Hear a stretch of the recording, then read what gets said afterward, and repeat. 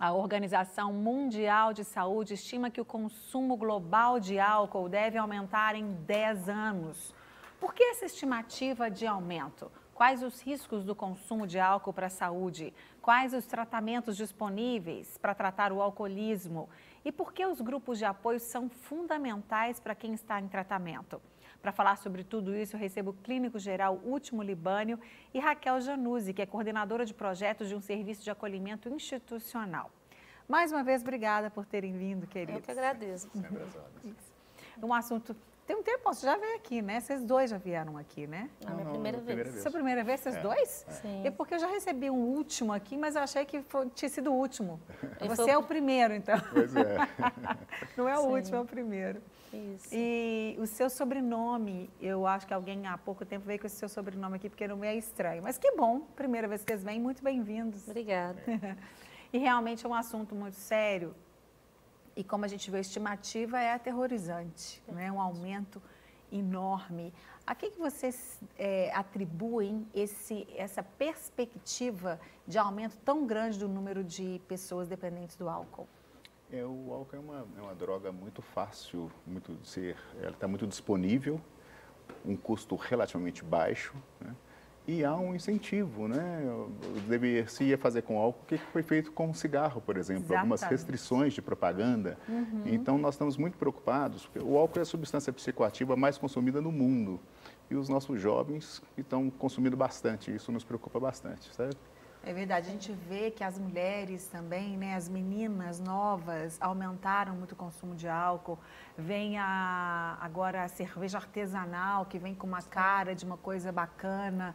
E isso é muito preocupante, o que eu acho assim absurdo, não sei por que no Brasil ainda ninguém pensou em criar leis que proíbam propagandas, como você citou, e atletas fazerem propagandas de bebida alcoólica, não é? E bebida alcoólica, normalmente a cerveja, ser patrocinadora de esporte. Não tem nada a ver uma coisa com a outra. Então a gente vê que realmente as pessoas estão preocupadas com o dinheiro que entra, com os impostos que entram através da bebida, da venda da bebida, né? Então nós precisamos, como sociedade, pressionar os nossos governantes, e nós estamos agora, né, em época de decisões, para que leis sejam feitas, porque o custo que a nação tem é muito maior, muitas vezes, do que os impostos que ela arrecada, né? Sim, e a questão da competição social, né, que existe em todo mundo, a mulher entra nesse papel de competidora com o homem, né, e os prejuízos que o álcool vem trazendo com as famílias, né, muitas pessoas que terminam com os vínculos familiares, que perdem trabalhos, né, tem um problema financeiro, que isso acaba sujeitando a ficar em uma situação vulnerável, né? E isso traz muito, eu acho que o prazer da bebida traz logo em consequência a questão mesmo de como se ter a manutenção nisso, né? Como que se vai se manter após, né, esse problema mesmo criado. Com certeza. Você tocou num ponto muito importante, que é o aumento do consumo por parte das mulheres, principalmente as mulheres jovens. E o álcool, ele causa muito mais dano para o corpo feminino do que para o corpo masculino. Olha. A mulher, ela precisa de doses menores, um tempo menor de exposição para desenvolver lesões crônicas, por questão metabólica. Olha só. Ela metaboliza o álcool menos do que o homem. Então ela adoece primeiro. Então, quer dizer, gente, aí é para estar mais atenta ainda, né? As mulheres estarem mais atentas ainda. Vamos começar então, doutor Último, falando sobre essas consequências para o corpo, para o organismo, tanto do homem quanto da mulher. Você citou lesões, então o que o álcool pode causar no nosso corpo? O álcool é muito cruel, o álcool ele não deixa nada escapar, né? Não existe uma estrutura do nosso organismo que escape ao álcool. Né? A principal delas, que é o cérebro, né? O álcool ele tem um efeito tóxico direto sobre os neurônios, então isso vai levar a uma demência com o uso prolongado, vai levar a uma diminuição da absorção da vitamina B12, que também pode levar a uma demência. Problemas cardíacos, a miocardiopatia alcoólica, que pode levar a insuficiência cardíaca, que é uma doença grave. Diversos tipos de tumores estão associados ao uso do álcool, tumores de garganta, tumores de esôfago, tumores de estômago, pancreatites, né, que é uma doença potencialmente fatal. E isso é só para citar algumas, né, mas o corpo todo, e saiu um trabalho recentemente, inclusive, que colocando que não existem mais níveis seguros para o consumo de álcool como a gente imaginava antes.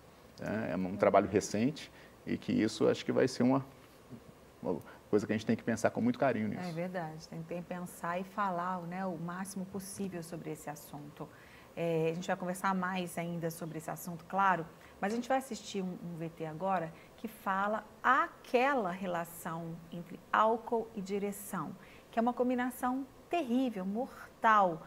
Gente, quantas pessoas, quantas famílias já perderam pessoas amadas, famílias inteiras muitas vezes, morreram por um acidente causado por alguém que estava embriagado do lado de lá. Então, muitas mortes poderiam ser evitadas se os motoristas tivessem esse cuidado e não dirigissem bêbados. Vamos ver.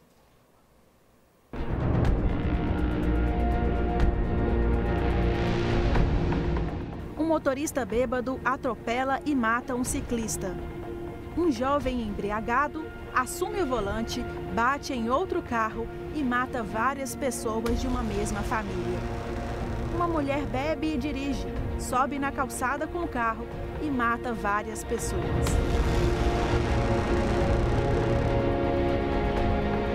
Essas histórias se repetem. São manchetes de jornais, são matérias principais de noticiários de TV. Quantos mais terão que morrer para que as pessoas entendam que álcool e direção não combinam? Com a criação da Lei Seca, em 2008, o número de mortes no trânsito teve redução de 14% em 10 anos.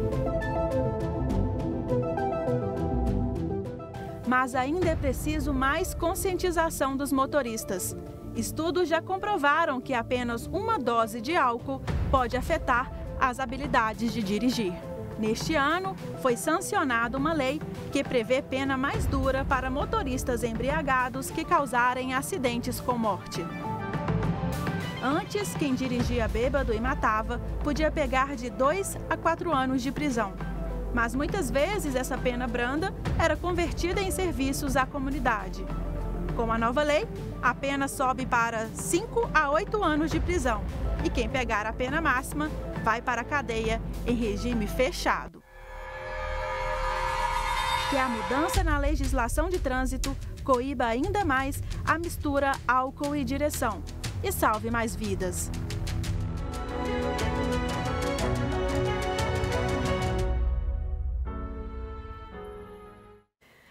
São dados muito tristes, né? A gente imagina pessoas que estão assistindo a gente agora, que podem estar assistindo a gente, podem ter tido perdas de pessoas que amam. Quer dizer, é toda uma desestrutura familiar, porque às vezes o pai de família se foi, seja qualquer for a pessoa, né?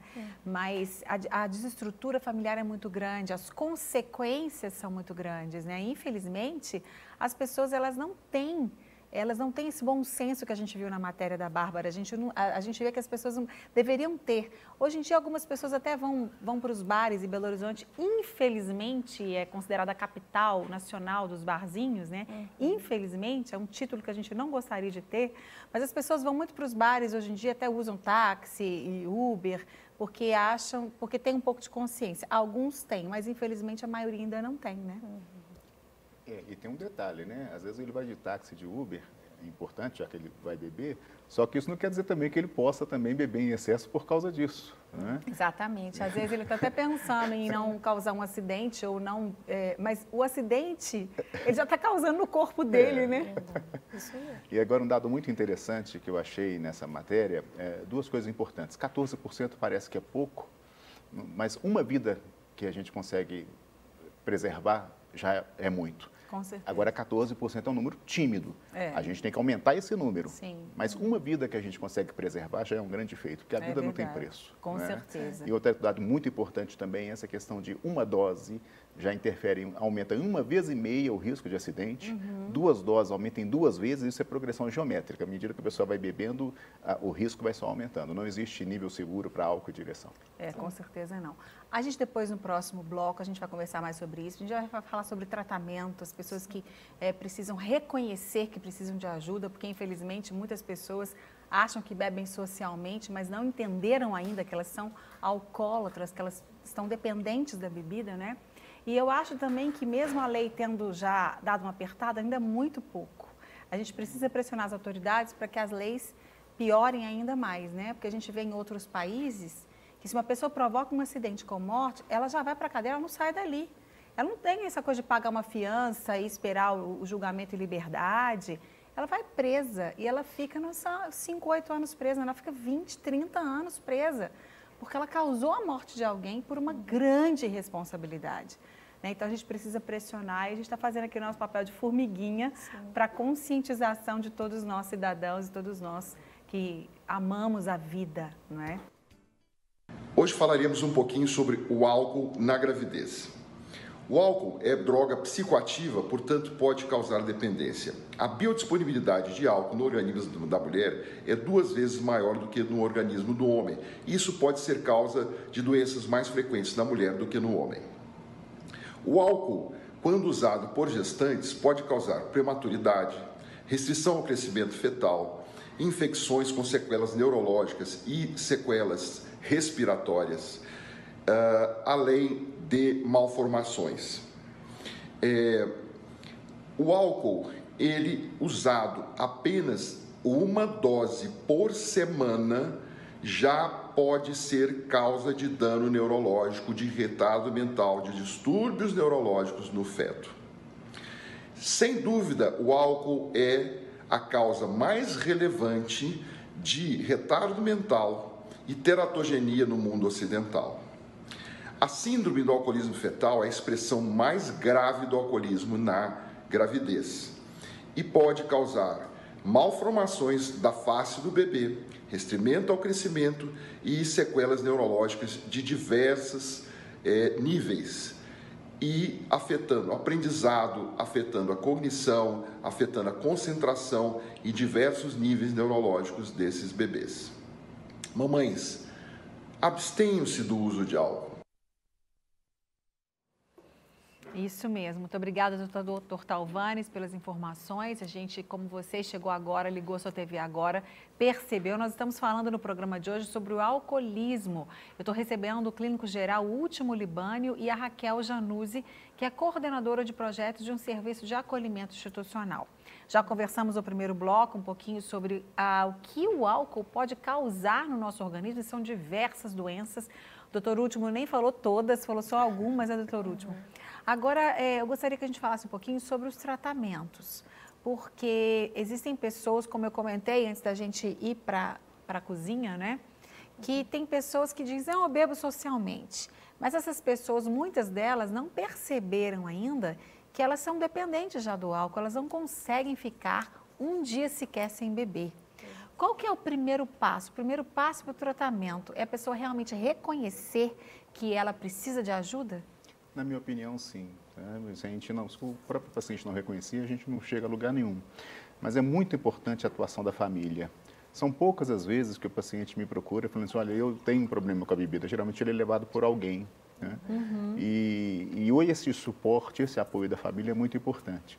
Todo atendimento que eu faço nesse sentido, eu faço um contrato com o paciente, porque a família muitas vezes leva ao médico, espera que o médico comece a repreender o paciente, chamar a atenção e pronto, aí acabou tudo. Então eu faço um contrato com ele, eu faço, olha, em momento nenhum eu vou ficar aqui te xingando, te passando sabão, nada disso, mas você vai ter que ser sincero comigo.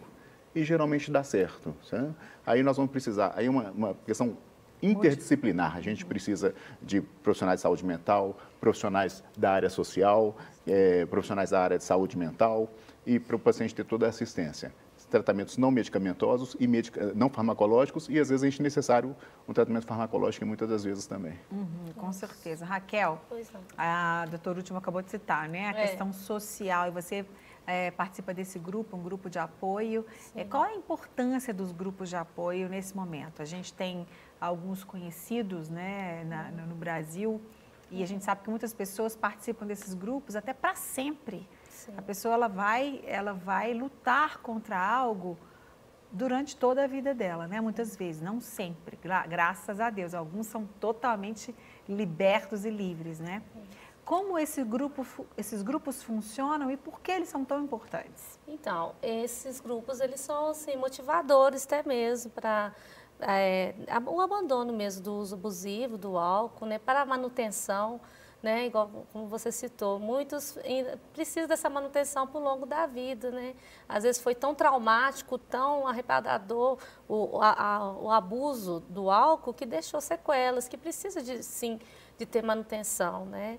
E o grupo é muito importante, a gente tem um bom resultado, né? A gente tem alcançado algumas pessoas, a gente tem a participação de grupos, né, de autoajuda lá no nosso abrigo, a gente tem 2 grupos, aliás, né, para poder oferecer mesmo, para promover todos os nossos acolhidos, uma oportunidade de conversar sobre o assunto, de falar, de se localizar também como um dependente do álcool, né? Então é muito importante, ajuda no trabalho também nosso, né, de acompanhamento, né?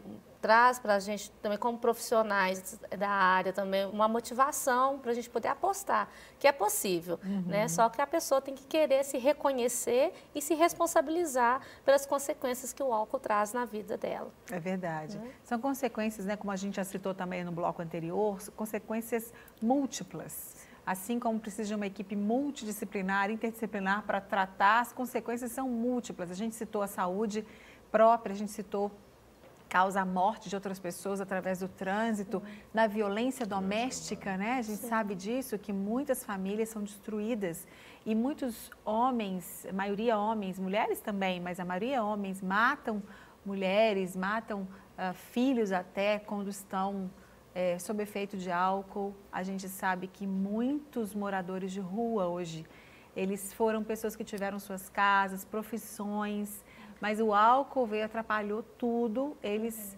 abandonaram ou foram até expulsos de suas casas. Então, as consequências sociais e socioeconômicas para uma nação são muito grandes por causa do uso de álcool, né, doutor Último? Isso é muito importante, porque da questão da violência, muitas vezes a pessoa ela vive num meio em que o uso abusivo do álcool é tolerado e às vezes até estimulado. Isso pode tornar uma pessoa mais violenta e às vezes ela vive no meio violento também. E aí é uma via de mão dupla. É verdade. Agora, uma coisa muito importante também que a gente citar preocupa-nos muito a saúde mental das pessoas atualmente, né? A quantidade de pessoas com distúrbios mentais, de depressão, ansiedade, pânico, esquizofrenia, isso parece ter aumentado bastante. Não só diagnóstico, não, parece ter aumentado bastante mesmo. E também uma coisa que uma coisa vai colaborando com a outra. O consumo do álcool pode levar a processos depressivos e transtornos comportamentais, e às vezes a pessoa que não bebe, às vezes um quadro depressivo pode levar ao consumo de álcool. Olha que coisa Isso tem que ser visto com muito carinho. Isso é muito preocupante. Quer dizer, a pessoa que às vezes nunca bebeu, mas está se sentindo deprimida, resolve beber para... achando que vai melhorar alguma coisa, que vai levantar, né? E aí vai virando uma bola de neve. Isso mesmo. Cada vez pior. E também o álcool, ele pode ser porta aberta para outros tipos de drogas. Exatamente. Normalmente que são avassaladoras também na vida das pessoas, né? É verdade. E aí associa tanto o álcool com a droga, também tem a associação do álcool com a medicação, né, que também é um grande perigo, né, que aí cria duas dependências que não conseguem ficar sem o álcool e sem a medicação ou a droga, né? É verdade. E aí vai só agravando mais, e aí que vem a disponibilidade para tratamento, porque às vezes a pessoa tem a vontade de querer se tratar, mas a debilitação devido ao consumo deixa ela fraca e sem iniciativa. Por isso que entra o nosso trabalho de apoiar, de fortalecer, de incentivar a melhora cada dia mais. Isso, né? E a família tem que estar do lado, alguém tem que estar do lado ajudando também, né? A gente vai conferir agora, inclusive, o depoimento do Sidney, que chegou a perder tudo por causa do alcoolismo. Vamos ver. Bom, meu nome é Sidney de Moraes Souza, tenho 45 anos e comecei a beber com 18 anos, passei uma situação muito difícil na minha vida. E aos 25 anos eu me abri com minha família toda, tive que sair da minha casa, e casei, separei também, não deu certo.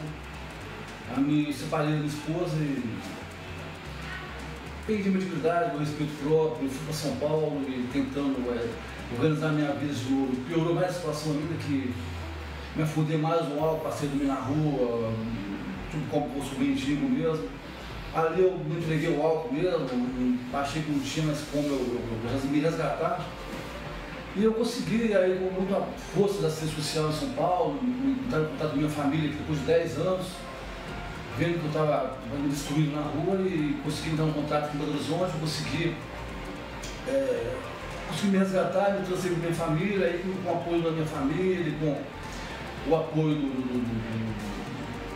do AA, que está me ajudando muito, que está trabalhando até hoje, no trabalho, dia a dia, e estou conseguindo superar essa fase tão ruim que passei na minha vida e que quase que me destrói. Foi uma situação complicadíssima na minha vida, que eu perdi praticamente tudo, trabalho, não tinha mais nada que eu ter, autoestima, eu perdi tudo. Então, estou lutando, batalhando dia a dia, principalmente com Deus e com todos que estão me apoiando, os psicólogos, as assistências sociais, as pessoas que estão ao meu lado, me orientando, trabalhando comigo. A prefeitura está me ajudando muito e tem que sair, bora pra frente, vou lutar. Isso mesmo, Sidney, parabéns, continue se esforçando, continue buscando, porque por mais que exista ajuda, né, a sua vontade, o seu desejo de mudar contam demais. E que bom que você tem a ajuda do grupo lá da Raquel, né, Raquel? Sim, estamos lá, né, fortalecendo todos eles, né, e nessa expectativa de vê-los todos bem e superados de qualquer situação de vulnerabilidade. Com certeza, né? Esse grupo, essa ajuda é maravilhosa, né? Doutor Último, você citou a questão do tratamento, muitas vezes precisa do medicamento, né, para ajudar na abstinência, nessa fase em que a pessoa tem que parar de beber, mas o corpo dela pede, e aí por isso que precisa dessa ajuda médica, é fundamental, porque às vezes a pessoa ela quer parar sozinha, né? Então é muito mais difícil. A dependência física do álcool é uma coisa muito importante. Várias vezes em pronto-socorro a gente atende paciente em crise convulsiva, o paciente não tem epilepsia, crise convulsiva por causa de abstinência alcoólica. Então o paciente, quando ele decide, ele está imbuído da questão de parar de fumar, de beber, fumar também, de beber, nós precisamos de usar alguns medicamentos para reduzir os sintomas da abstinência, que são sintomas graves. Podem desde um certo tremor, irritabilidade, como até alterações mentais em que podem colocar em risco a vida da pessoa, né? Então, nós fazemos reposição de vitaminas do complexo B, principalmente tiamina, alguns casos niacina também, mas principalmente tiamina. Temos que fazer reposição de magnésio, que esses pacientes geralmente têm uma deficiência de magnésio grande. Temos que usar medicamentos chamados benzodiazepínicos, tipo diazepam, às vezes em alguns casos lorazepam, para reduzir um pouquinho os sintomas da abstinência. E tem pacientes que chegam em grau de abstinência tão grande, o paciente chega alucinando, chega agressivo, e tem que ser contido. E às vezes a gente tem que fazer drogas, benzodiazepínicos, diazepam, de hora em hora para ele, até ele sair um pouquinho da crise. E o paciente, isso mata, a abstinência mata. E aí depois nós vamos retirando isso de forma gradual, e aí tem todo um trabalho social, um trabalho de terapia cognitivo-comportamental, mas é possível, é difícil, mas não impossível. Não, é possível, graças a Deus a gente conhece muitos casos, né, com muito sucesso, graças a Deus. Bom, cada pessoa é uma pessoa, obviamente, mas existe um tempo mais ou menos que você pode dizer assim, você está totalmente livre do álcool, o seu corpo desintoxicou, limpou, você não sente mais desejo, é só quando a pessoa realmente vê a bebida, não tem mais desejo, ela sabe que ela pode dominar, que ela pode controlar? Como é que você sabe que realmente a pessoa é livre do alcoolismo? Isso é extremamente perigoso, Márcia. Isso é extremamente perigoso, é porque é aí que ele é traído. Aí que ele acha que já está bom, que já está seguro, vai tomar o primeiro gole, e aí começa tudo de novo. Exatamente. E a gente tem uma memória metabólica. Então, quando ele volta a beber, é como se ele tivesse começado lá com aquela tolerância que ele tinha lá atrás. Verdade. Sabe? Isso ele nunca vai perder. Certo? Então, a pessoa que já teve o quadro de dependência é um diagnóstico para sempre. Eu quis dizer que ele vê e não quer. Eu não quis dizer que ele vê e bebe e não tem problema, não. Que ele acha que não, quer, né? Pois é, mas aí é que está o risco. Aí é que está o risco. Essa segurança que tem que tomar muito cuidado. Exatamente, dele achar. Então, às vezes, numa situação social, ele acha que não vai ter nada, fim de ano, às vezes o pessoal estoura um champanhe lá, então ele acha que aquele golezinho da taça não vai fazer diferença, aquilo pode fazer diferença. É uma vigilância constante. Constante. E é um tempo do sujeito, né? Cada um vai ter seu tempo. Não tem uma forma que todos vão ser iguais. Porque senão o alcoolismo já estava exterminado, né? Verdade. Mas, infelizmente ou felizmente, cada um é o sujeito da sua própria história e também do seu progresso, da sua melhora.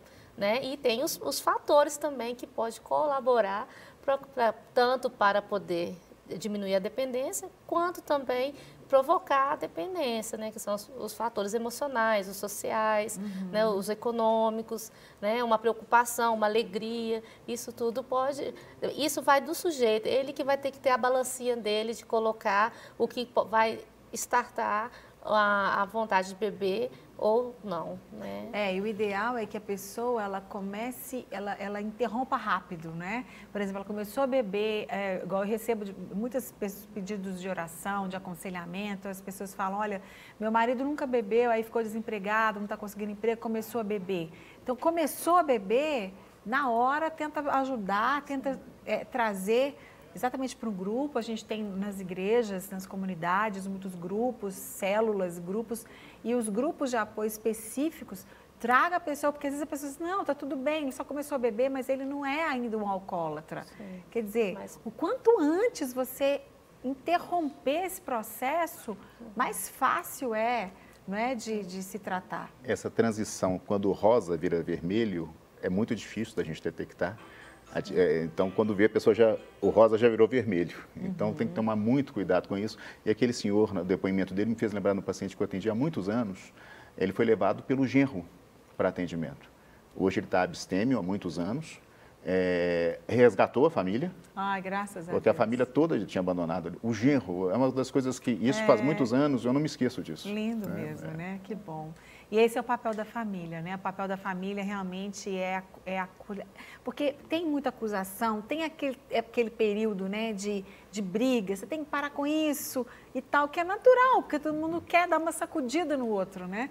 Mas, infelizmente, ele não consegue racionalmente entender. Algumas pessoas até sim, a gente sabe que tem gente que decidiu e parou, mas é muito mais difícil, porque o seu organismo já está impregnado totalmente daquilo. Né? E se falar de família, a gente pode dizer da codependência também, né? Que acontece, né, no tratar mesmo daquele familiar que está com um problema e que às vezes está tão impregnado com aquela cena que ele acaba fomentando a vontade daquele de usar a bebida, né? Verdade. E uma coisa, a gente está lutando também contra um problema social que ele é prazeroso. Então, a bebida traz prazer, né? Traz liberação de alegria. A pessoa tímida. Né? Pode ficar mais extrovertida. E aí, por isso que os números estão tão alarmantes, porque no dia a dia da nossa vida é muita cobrança, é muito compromisso, né? É muito estressante o nosso correr do dia a dia. E isso, para poder se relaxar, vou beber uma bebida aqui e tal, e a pessoa não vai se percebendo nisso. E às vezes também é cultural. Às vezes a própria família já vem trazendo de vários anos o hábito de beber nas refeições, nas festas. E quantos não vêm nessa descendência com esse tipo de problemática? É verdade, né? Com certeza. Não, e às vezes a gente ouve também casos assim, de quando a pessoa resolve parar de beber, o outro cobra dele. Não, mas como assim? Não, você tem que beber pelo menos uma comigo hoje. Não, mas espera aí, outro dia uma moça linda me contou, ela tem um namorado há muitos anos, e ela disse que ela parou de beber e ele fica achando ruim, que ela não é mais companheira dele de bebida. Então, isso é muito sério, gente, sabe? Isso é muito sério, é muito preocupante. A responsabilidade, né, Márcia? Eu vejo muito entre os nossos acolhidos também, na população de rua e na família da gente, a gente vê muito um companheiro para beber. Vamos comigo, vem. E às vezes a pessoa, né, eu acho que assim, isso é desrespeitoso, porque às vezes a pessoa está com ela mesma, tentando fazer um processo de saída desse vício, e aí tem outras pessoas, e às vezes vezes por causa do coleguismo, do machismo, né? Você parou de beber, você tá virando, né? Ficando fraco, tal, né? Aí fica essas provocações, então o ser humano acaba querendo provar, não, eu sou maior que isso, né? Só que vai pela via errada, pela contramão. Com certeza. Né? Então isso também é um grande dificultor. A gente tem que respeitar as pessoas, né? Quando alguém fala que não quer beber, né? Essa insistência de provar, você não sabe o que que a pessoa está passando por dentro. Você não sabe. Então, né, acho que fica até a dica aí para a gente, né, respeitar esse momento de cada um. Verdade. Raquel, muito obrigada. Muito obrigada, Torútimo. Não quer ficar um segundo por fora da nossa programação? Agora você pode nos acompanhar através das plataformas digitais. Não perca tempo. Acesse, curta e siga-nos. Fique por dentro de tudo o que acontece por aqui. Rede Super, inspirando você.